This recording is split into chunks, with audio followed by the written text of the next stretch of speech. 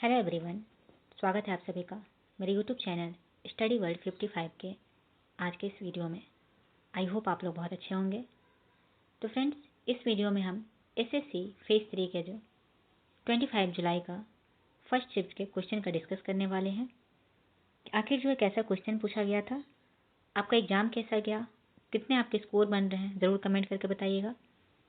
तो चलिए देखते हैं क्वेश्चन क्या पूछा था। उससे पहले चैनल पे अगर आप न्यू हैं तो चैनल को सब्सक्राइब जरूर कीजिएगा, बेल नोटिफिकेशन ऑन कर लीजिएगा ऐसी ही और वीडियोज़ के लिए। तो आइए देखते हैं क्वेश्चन क्या था। तो who is the author of the book the guide.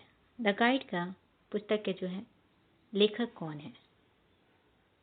Answer हो जाएगा आर के नारायण। आर के नारायण जो है जिन्होंने भी किया होगा उनके करेक्ट आंसर हो जाएगा। आर के नारायण द्वारा 1958 में लिखा गया एक अंग्रेजी उपन्यास है।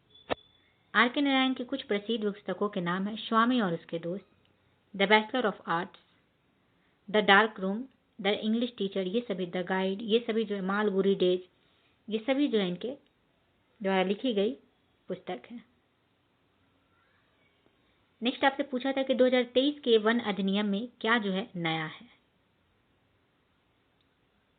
तो 2023 के वन अधिनियम में क्या नया है? तो वन अधिकार अधिनियम 2023, जिसे वन संरक्षण संशोधन अधिनियम 2023 भी कहा जाता है, 2023 में पारित हुआ था। यह अधिनियम 1980 के वन संरक्षण अधिनियम में संशोधन करता है। इसका मुख्य उद्देश्य कुछ प्रकार के भूमि को वन संरक्षण अधिनियम के दायरे से बाहर करना और कुछ विशेष गतिविधियों को अनुमति देना है, जैसे कि चिड़ियाघर, सफारी और इको टूरिज्म। नेक्स्ट आपसे पूछा था कि point out the figure of speech used in the sentence given below. The stars danced playfully in the night sky. तारे आकाश में नाच रहे हैं वाक्य में मानवीकरण पर्सोनिफिकेशन अलंकार का प्रयोग हुआ है।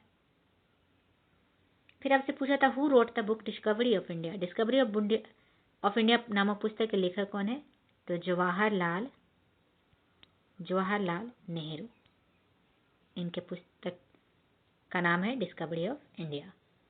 1944 में अप्रैल सितंबर के बीच अहमदनगर की जेल में जवाहरलाल नेहरू द्वारा जो है ये पुस्तक लिखी गई थी। गीतांजलि अगर पूछते आपसे तो रविंद्रनाथ टैगोर हो जाएंगे। Article 29 is related to what. अनुच्छेद 29 से जो है क्या है संबंध? The protection of interest of minorities. अनुच्छेद 29 जो है भारतीय संविधान में संस्कृति और शिक्षा संबंधी अधिकारों से संबंधित है।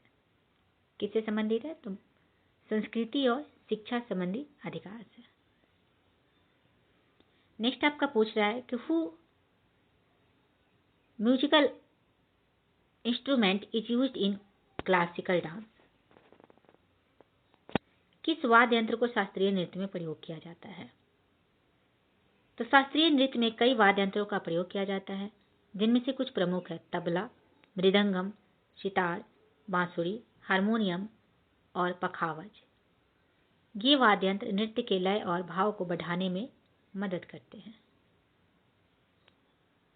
नेक्स्ट आपका क्वेश्चन है कि purpose of stand up India scheme. Stand up India योजना का उद्देश्य क्या है? तो इस योजना का उद्देश्य अनुसूचित जाति एससी, अनुसूचित जनजाति एसटी और महिला उद्यमियों को प्रोत्साहित करना, ताकि वे अपना खुद का कारोबार या उद्योग शुरू कर सके और आर्थिक रूप से आत्मनिर्भर बन सके। इसका शुभारंभ कब से हुआ था? तो इसका शुभारंभ हुआ था 5 अप्रैल 2016 में प्रधानमंत्री नरेंद्र मोदी के द्वारा। नेक्स्ट क्वेश्चन आपसे पूछा था कि हिमालय के किन वनों में झाड़ियां और पक्षपाती वन मिलते हैं? In which forest of the Himalayas are serves and deciduous forest found. तो in which forest of her Himalayas are serves and deciduous forest found. तो हिमालय में पर्णपाती वन और पर्वतीय वन, विशेष रूप से उपोष्ण कटिबंधीय और शीतोष्ण क्षेत्र, और शीतोष्ण में झाड़ियां और घास के मैदान पाए जाते हैं। नेक्स्ट आपसे क्वेश्चन पूछा है who among the following has the power to dissolve Lok Sabha.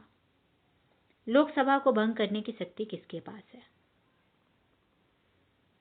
तो भारत के संविधान के अनुच्छेद 85(2) के बी के अनुसार भारत के राष्ट्रपति के पास लोकसभा को भंग करने की अंतिम शक्ति है। लोकसभा का कार्यकाल 5 वर्ष का होता है, लेकिन यदि संबंधित प्राधिकारी चाहे तो इसे पहले भी भंग किया जा सकता है। लोकसभा को जो है आपके भारत के राष्ट्रपति के पास जो है इनका शक्ति होता है। तो आंसर हो जाएगा राष्ट्रपति। Which is constant is melting of ice. बर्फ के पिघलने में कौन स्थिर रहता है? आंसर हो जाएगा तापमान। टेम्परेचर 0 डिग्री सेल्सियस पर जो है ये मेल्टिंग हो सकता है। नेक्स्ट आपका क्वेश्चन है, after how many years are the Asian games held? Asian games कितने साल बाद होता है? एशियन गेम्स जो है हर 4 साल के बाद आयोजित की जाती है। कितने साल के बाद? तो 4 साल। तो जिन्होंने भी 4 साल जो है किए होंगे उनके बिल्कुल करेक्ट हो जाएंगे। आपसे पूछा था कि मथुरा कला शैली जो है कौन से वंश के समय से है? मथुरा कला शैली। तो मथुरा कला शैली का विकास मुख्यतः कुषाण वंश के समय से, किसके? कुषाण वंश के समय में हुआ, विशेषकर सम्राट कनिष्क के शासनकाल में। यह शैली लाल बलुआ पत्थर पर आधारित होती थी। इसमें हिंदू, बौद्ध और जैन धर्मों की मूर्तियां बनती थी। बुद्ध को मानव रूप से पहली बार मथुरा शैली में दर्शाया गया था। नेक्स्ट है आपका, which planet is called the morning star और इवनिंग स्टार? किस ग्रह को सुबह का तारा या शाम का तारा कहा जाता है? आंसर हो जाएगा वेनस को। शुक्र ग्रह को जो है सुबह का तारा और शाम का तारा कहा जाता है। IMEC में कौन से देश शामिल है? IMEC मतलब India middle east Europe economic corridor.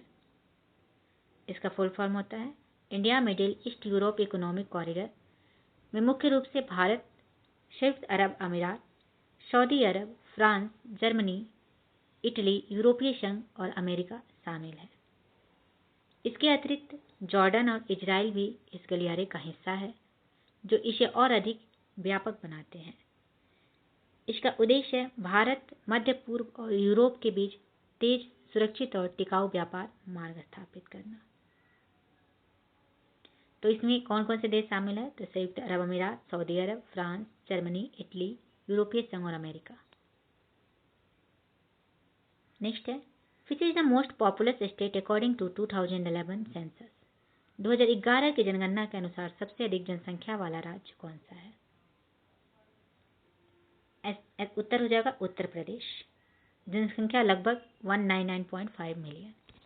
अगर आपसे पूछे कि 2011 की जनगणना के अनुसार क्षेत्रफल में सबसे बड़ा राज्य कौन सा है, तो क्षेत्रफल के अनुसार हो जाएगा राजस्थान। और सबसे छोटा राज्य कौन है? तो गोवा। नेक्स्ट है, how much rupees do farmers get annually under Pradhan Mantri Kisan योजना? प्रधानमंत्री किसान योजना में किसानों को सालाना कितना रुपए का लाभ होता है?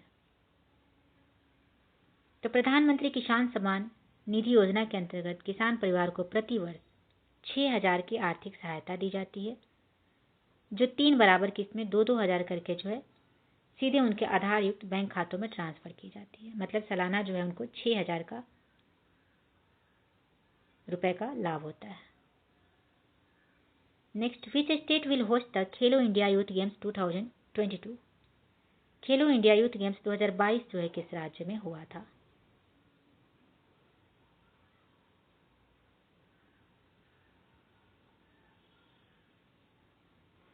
करेक्ट आंसर हो जाएगा मध्य प्रदेश में, MP में। सबसे पहला जो है इसका दिल्ली में आयोजित हुआ था, दूसरा महाराष्ट्र के पुणे में, तीसरा असम गुवाहाटी में, चौथा हरियाणा के पंचकुला में। यहाँ पे 2022 का जो है पूछ रहा है पांचवा, तो ये आपके मध्य प्रदेश में। नेक्स्ट, प्रधानमंत्री उज्ज्वला योजना इज रिलेटेड टू? प्रधानमंत्री उज्ज्वला योजना किससे संबंधित है? तो प्रधानमंत्री उज्ज्वला योजना जो है ये आपके गरीब महिलाओं को निःशुल्क रसोई गैस LPG कनेक्शन प्रदान करने से है। इसका शुभारंभ 1 मई 2016 को बलिया उत्तर प्रदेश से हुई थी।